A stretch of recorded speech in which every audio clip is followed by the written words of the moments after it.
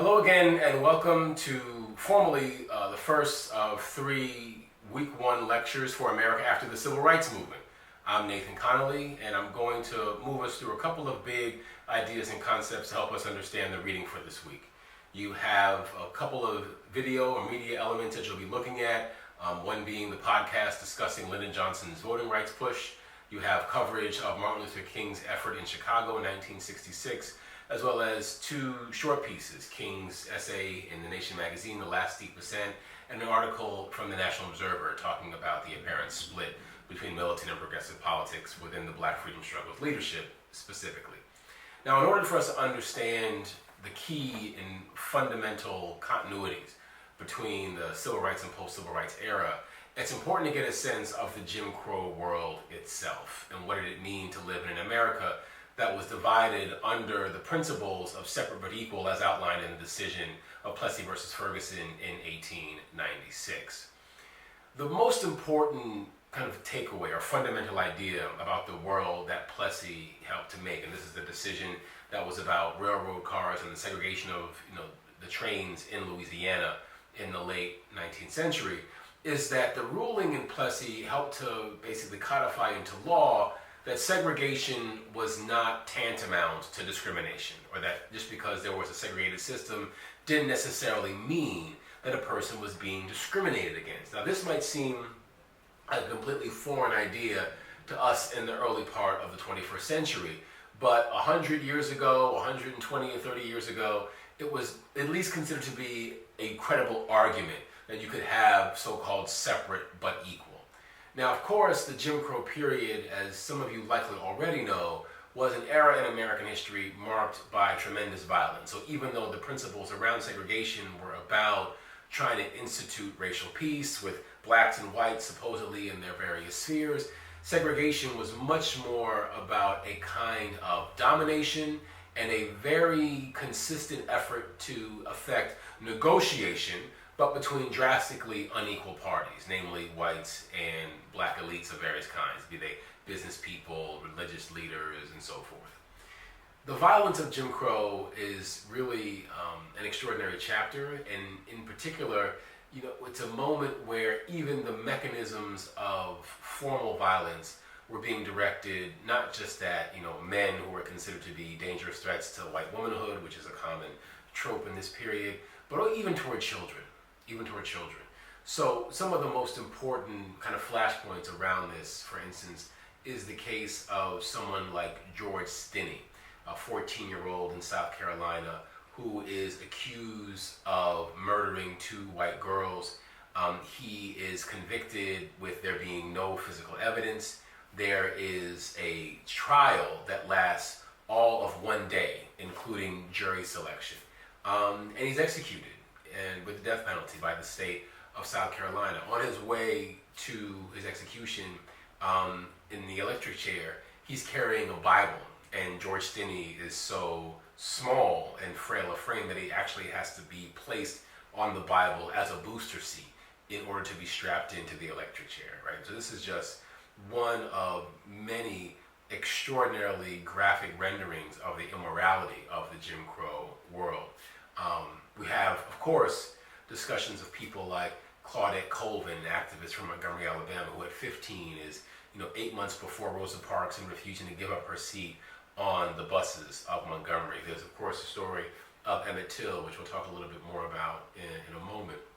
But suffice it to say that any effort to claim that segregation is a moral enterprise is very difficult to sustain in light of these and other kinds of acts of violence, be it lynching, be it certain directed sexual assaults against women who are forced to work in white homes as domestics, be it the violence against black landowners who are trying to ensure some kind of economic stability, places like Tulsa, Oklahoma in 1921, the burning down of the Greenwood District, or Black Wall Street. All of these are extraordinarily rich and vivid examples of the violence of white supremacy and what people were fighting against.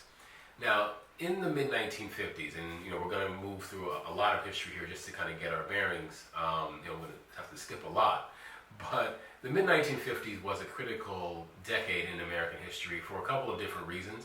One, it was an era of unprecedented prosperity materially. The country had come out of World War II, and for a decade, basically saw with a modest, recession in the early 1950s, largely a pretty consistent economic growth.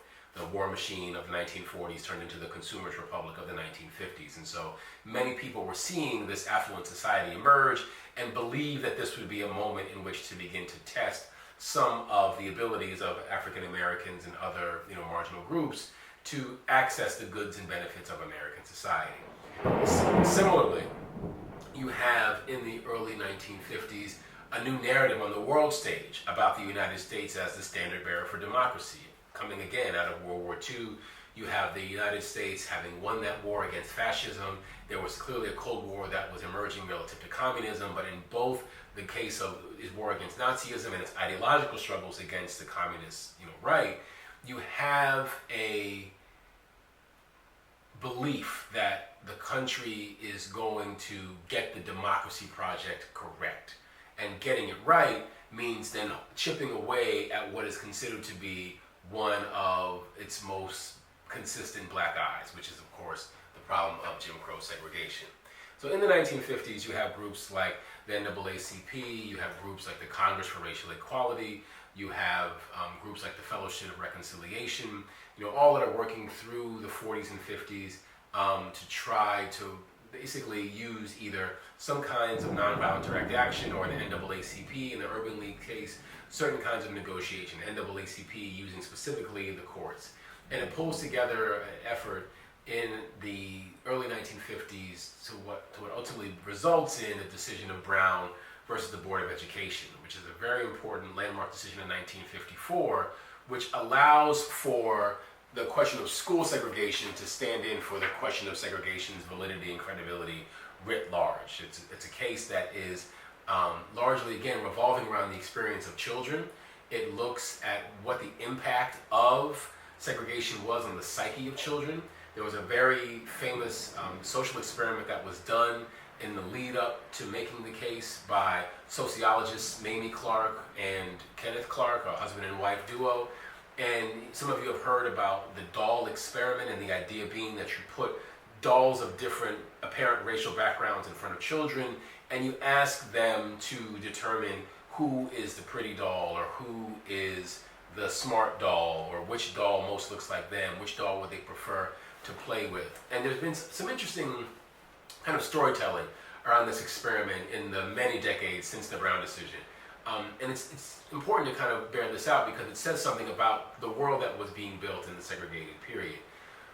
The first thing is just to underscore that the children of the Jim Crow South, at a ratio of 80%, considered to be the black doll, to be a smart doll, to be a pretty doll. There wasn't a sense of them being less than necessarily, although they did describe the doll as being a nigger doll, and they were also niggers. So there was a language of inferiority that was there, but they also had a language of positive association with the doll itself, as they were seeing themselves in it, pretty, smart, and so forth.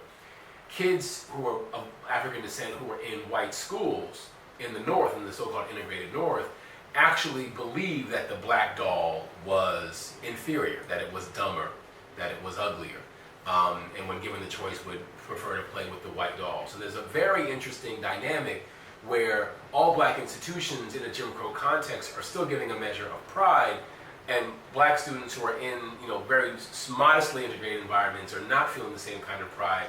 The Clarks effectively use this by way of Thurgood Marshall and other folks working with NAACP to make the argument that segregation itself boxed people in, because whether you were in the Southern case and you saw yourself associated with the most negative term known in the English language, by our measures today, if you believe that that was who you were and that's where your community resided and how it should be described, then that was a negative thing.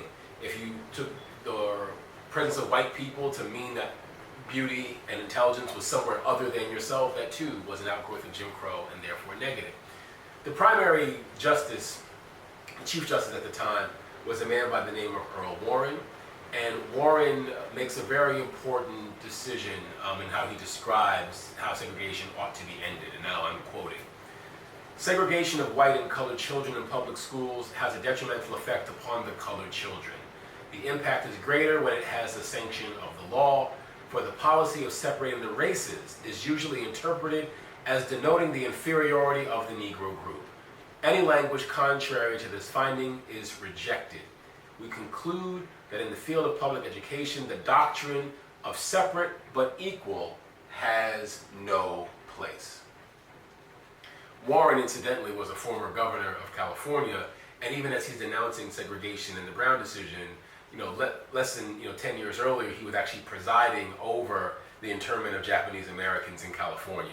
He was literally governor during the Japanese internment. So the value of segregation in that context seemed to be somewhat obvious to Justice Warren.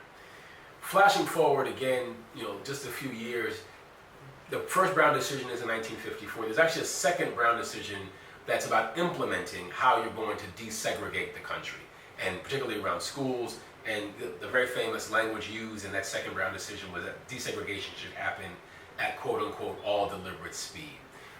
It would take very consistent, painstaking efforts, and still, a loss of life among many black folk, to try to make the law of the land real. On the heels of that second decision, just in the wake of conversations about desegregation happening, again, a child from Chicago goes down to Mississippi by the name of Emmett Till. And this is, again, a very famous case where Emmett Till is brutally murdered for, again, assumptions about him transgressing white womanhood. His wife, Mamie Till Bradley, is so distraught by this moment of wanton violence in Mississippi that upon bringing the body back to Chicago, she asks that the embalmer and the funeral home and later the church allow for there to be an open casket. And people by the tens and eventually hundreds of thousands come through Chicago and observe Till's body as a sign of the evils of white supremacy. Again, we would think about this now as a way of kind of using social media, right? But in 1955, that meant putting Till's picture on the cover of Jet magazine and the Chicago Defender and taking a local story and making it a national one. This is, again, part of what's so critical about the early parts of the civil rights era is, in the case of the Brown decision, in the case of Emmett Till, these are moments that are becoming national. We're having a national debate about the evils of white supremacy. Till's photo was put in place by a man named John H. Johnson, who was the head of Johnson Publishing. And many people credit Johnson with being one of the great engineers and founders of an entirely new brand of journalism. The copies of Jet magazine, for instance, his imprint sold like hotcakes, and it became, again, viral, to use our contemporary language. But there's something that's very interesting about Johnson's motivations more broadly. This is a quote directly from John H. Johnson. Historians have been kind enough to say that I invented a new journalism and made it possible for black media to weather the storms of change. That is a flattering assessment, but I wasn't trying to make history. I was trying to make money. The first major media event of the civil rights movement was also a marketing event, for Johnson and Johnson Publishing. But it also was part of what allowed there to be a broad public outcry that included mayors from the North as well as civil rights organizers around the country demanding that some kind of justice be served. Illinois Governor William Stratton tries to pressure Mississippi's governor to seek justice, Mayor Richard J. Daley of Chicago. And there's an emerging conversation about the evils of lynching and racial violence that makes it important for Southerners in the context of their own administrative duties to distance themselves from racial violence. Again, in the 1920s and 1930s, one was less worried about having to distance oneself from lynching. In fact, you had a governor in Cole Blease in South Carolina who in 1915 openly campaigned on being in favor of lynching. By the time you get to the mid to late 1950s, it becomes much more difficult to sustain that argument that lynching is an acceptable expression of political justice or political power, and you have to have the rule of law carrying the day.